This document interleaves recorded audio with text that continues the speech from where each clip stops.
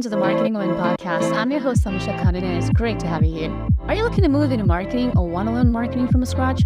We discuss all things marketing, analytics, business, personal branding, and much more in a way any layman can understand. If you're new here, make sure to follow along and get on that email list by visiting anushakhanna.com/email list. Follow at AnushaRK on TikTok, tag us on your stories, would love to see that. And now let's dive in. In today's episode, I'm going to highlight the importance of why having an online presence has a direct impact on whether you're a business owner, it has an impact on your business. If you are someone that's looking for a job, it has an impact on your job search strategy. And let's get into it. I don't have to call this the digital era because we all know we're in the digital era. That's the norm now. And your online presence is not just something that's a nice to have. It's a must-have. And especially if you're a founder, your personal brand can significantly influence your business's success. But why is that? And that's what I'm going to talk about. One of the main reasons you have to have an online presence is because your online presence establishes credibility and trust. So as a founder, your personal brand is often intertwined with your business's identity. Or if you're someone that's looking for a job, your personal brand will tell people what you're interested in, how you learn things, how you communicate with people, how you're able to articulate whatever it is that you think you've learned or whatever it is that you've actually learned. And when potential customers or recruiters or investors search for you online, they expect to find a professional and an informative profile. So this includes a well-maintained LinkedIn profile, a personal website, and if this applies, even active social media accounts. Of course, that part is not for everybody. So for instance, if you regularly share industry insights, thought leadership articles, and update about your business, it signals to others that you're someone that's knowledgeable and you're engaged in your field. And it also gives like a little window into your thought process. And this builds credibility and trust, which I think is super important for attracting and retaining customers, partners, or investors, recruiters. Like you have to tell people what you're passionate about. If you take, for instance, my LinkedIn or my podcast, what I do here is not just show people, oh, this is what I like and this is what I don't like, but it's also about the journey.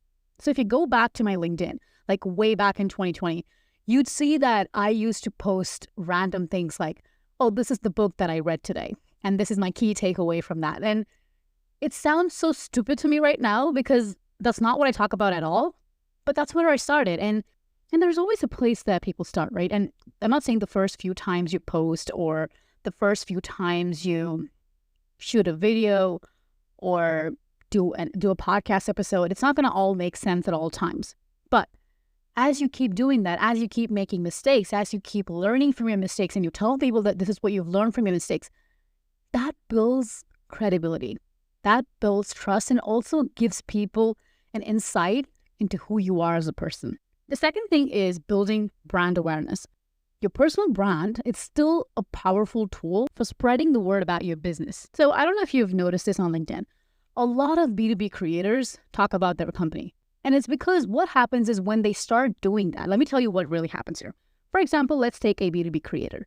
And let's say that this person posts a lot about their company and what their company does, what they've learned in the company, or anything that just ties a little bit back into their company. Or it could be nothing of that sort too. They could just be saying, hey, this is how I learned how to do marketing, or this is how I learned how to do sales, or this is how I implement, back-end, whatever, developing, whatever, right? And when you think about it, when you keep seeing all these posts from these people, you're eventually going to think, wait, where is this person working? And then you go and check out their profile. And what happens is this way, the brand is getting awareness.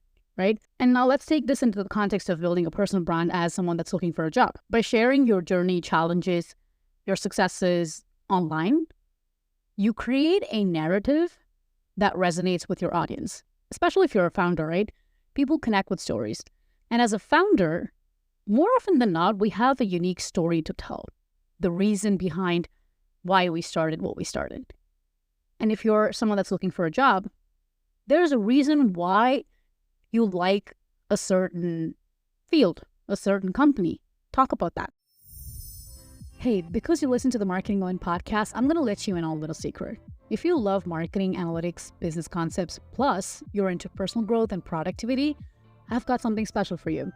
I've been working on a newsletter for the past couple of years, and it's launching on June 2nd. Be one of the OGs by signing up at anushakhannan.com/email list. Don't miss out. Super excited for that. One thing I've come to realize is not everybody is passionate about everything. Not everybody knows what they're passionate about. If you don't know what you're passionate about, let's say that, hey, Anusha, I don't really know what to talk about on LinkedIn or my blog or Twitter, which is X now. I don't really know what to talk about now. So what you do then is talk about exactly that. Say things like, hey, I'm exploring and this is what I'm trying to learn. Any thoughts? Do any of you have any feedback for me? The problem is most people treat platforms like, especially like LinkedIn, as this accomplishment zone where they come and tell people, hey, I've accomplished this. Hey, I've landed a job here. Hey, I've done this certification. Yes, they're going to say congratulations. They're going to say great job, well-deserved and all of that. But does that even add value to you? Think about how influential entrepreneurs like Elon Musk, for example, they have their own personal brands to elevate their companies. So when you have an online presence, it not only boosts your visibility, but also enhances the public's perception of you and your business. The third thing is, let's say that you do have a business. Another critical aspect is customer engagement. An active online presence allows you to interact with your audience directly. So whether it's by responding to comments on social media, sharing behind-the-scenes looks at your business, or engaging in live Q&A sessions, these interactions help build strong relationship with your audience. So when customers see that the founder is actively involved or approachable, it humanizes the brand. This is how I feel about a lot of different brands that I love. They feel a personal connection, which then fosters loyalty and encourages them to become advocates for your business, which becomes customer advocacy aligned. Let's say that you're a student looking for a job, or you're a student trying to build their personal brand. What you can do here is engage with industry concepts, share your thoughts on them, share your learnings from them, talk about what you think about it, your perspective. Because again, this will tell people how you think. You know, in a lot of interviews, I had one of my friends tell me recently, like, job interviews are just so complicated for no reason, like they do train us. But then that got me thinking, job interviews are not what it looks like on the, on the candidate side. That's not what we only look at. Things like, why are they asking me for my strengths and weaknesses? Why are they asking me for what my 5-year goal is when I don't even know what I'm going to have for breakfast tomorrow? That's our thought process as a candidate. That's not how it works on the human resource side, on the recruiting side. And there's a psychology behind that. We'll talk more about that in another episode. So when people see that candidates or business owners are approachable, they feel a personal connection, and that just makes everything better. That develops relationships, and that's very important. That's one of the easiest ways to network. The fourth thing is you gain a competitive advantage.